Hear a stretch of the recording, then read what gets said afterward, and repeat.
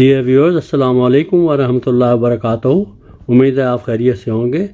آپ کا یہ چینل فی سبیل اللہ ہے اور اس کی ہر ویڈیو کو آپ سبسکرائب کریں، لائک کریں اور ثواب جاریہ کے لیے فارورڈ بھی کر دیا کریں۔ اللہ حافظ۔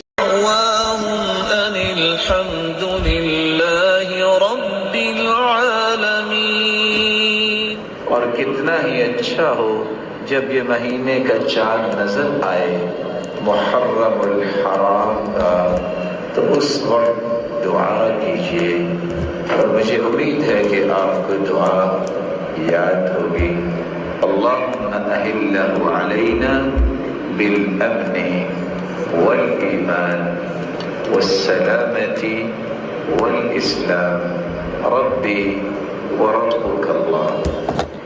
آپ نے 3 دعائیں سنی تھی، ایک دعا یہ ہے، اس میں ہم امن کی بھی دعا کرتے ہیں، اے اللہ یہ چاند جو نکلا ہے اس پورے مہینے کو، اس پورے سال کو امن والا سال بنا دے اور ایمان کی بلندی والا سال بنا دے اور سلامتی اور اسلام کی بلندی والا سال بنا دے۔ اے چاند تیرا رب بھی وہی ہے جو میرا رب۔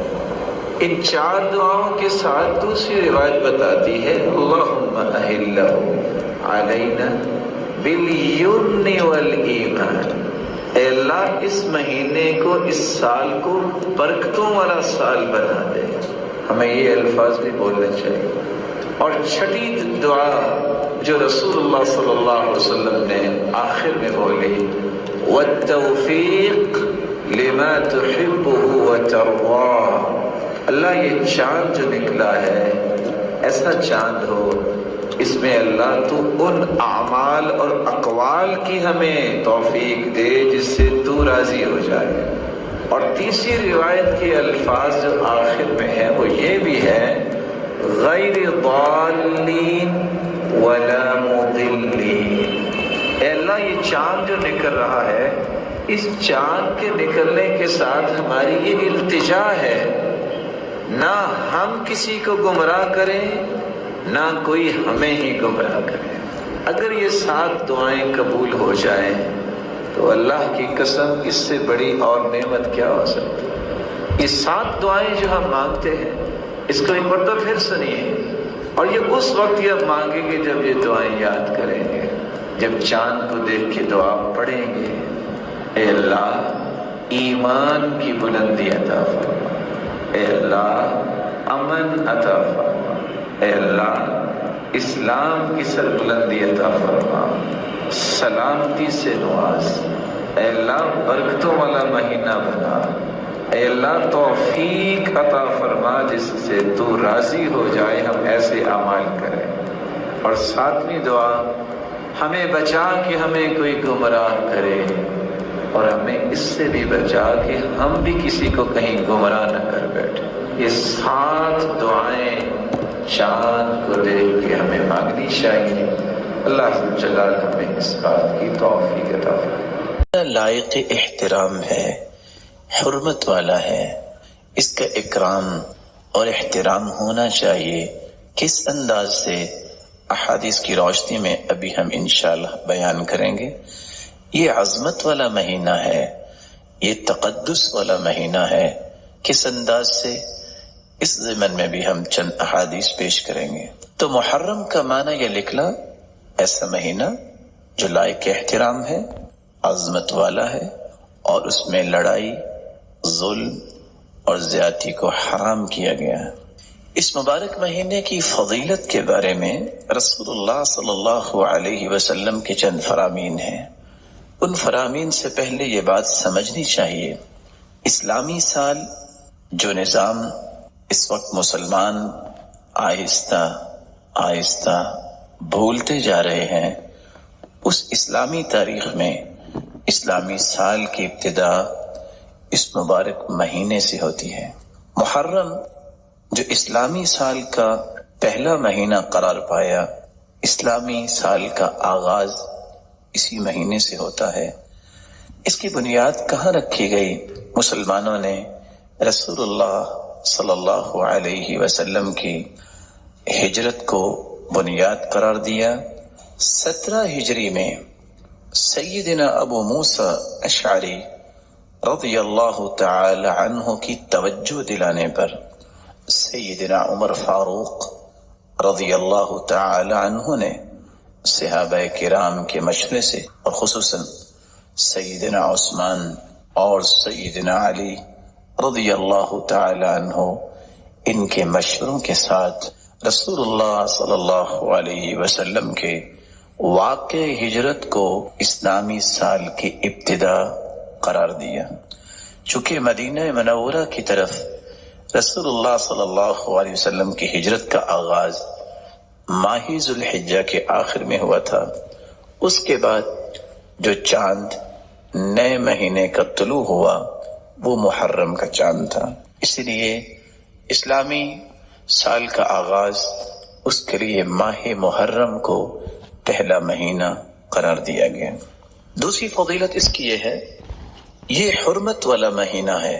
رسول اللہ صلی اللہ علیہ وسلم کا فرمان معظم ہے، السنہ 12 شہرا، سال کے 12 مہینے ہیں، منہا 4 حرم، ان میں 4 مہینے حرمت والے ہیں، 3 متوالیات، 3 مہینے پے در پہ آنے والے ہیں، ذو القعدہ وذو الحجہ والمحرم، وہ 3 مہینے ذو القعدہ، ذو الحجہ اور محرم ہیں، ورجب مضر الذي بین جمادى وشعبان، اور چوتھا حرمت والا مہینہ رجب کا مہینہ ہے جو جمادہ الثانیہ اور شعبان کے درمیان ہے۔ صحیح بخاری کی 2958 نمبر روایت اس بات پہ غمازی کرتی ہے کہ رسول اللہ صلی اللہ علیہ وسلم نے اس آیت کی روشنی میں ان حرمت والے مہینوں کا تعین بھی فرما دیا کہ 12 مہینوں میں 4 حرمت والے مہینے کون سے مہینے ہیں۔ اس کی تیسری فضیلت، رسول اللہ صلی اللہ علیہ وسلم کا یہ پسندیدہ مہینہ تھا۔ کس اعتبار سے؟ سیدنا عبداللہ ابن عباس رضی اللہ تعالی عنہ سے مروی ہے، اور یہ روایت 1867 حدیث کا نمبر ہے۔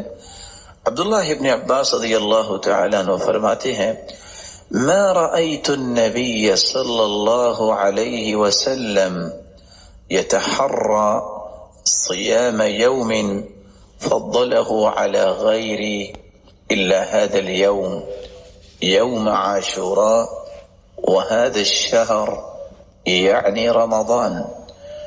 سیدنا عبداللہ ابن عباس رضی اللہ تعالی عنہ فرماتے ہیں، میں نے رمضان المبارک کے علاوہ سوائے محرم کے روزے اور خصوصاً یوم عاشوراء کا روزہ، 10 محرم کے روزے کا جو اہتمام رسول اللہ صلی اللہ علیہ وسلم کو کرتے دیکھا، کسی اور روزے کا اہتمام کرتے نہیں دیکھا۔ تو رسول اللہ صلی اللہ علیہ وسلم 10 محرم کا روزہ رکھا کرتے تھے۔ جب آپ کی تشریف آوری مدینہ میں ہوئی تو یہودی روزہ رکھتے تھے۔ آپ نے پوچھا کہ آپ 10 محرم کا روزہ کیوں رکھتے ہیں؟ تو یہودیوں نے جواب دیا کہ اس دن اللہ تعالیٰ نے موسیٰ علیہ السلام کو اور اس کی قوم کو فرعون کے ظلم اور زیادتی سے نجات دی تھی، اور فرعون کو نیست و نابود کر دیا، غرق کر دیا۔ تو ہم اللہ کا شکر بجا لانے کے لیے یہ روزہ رکھا کرتے ہیں۔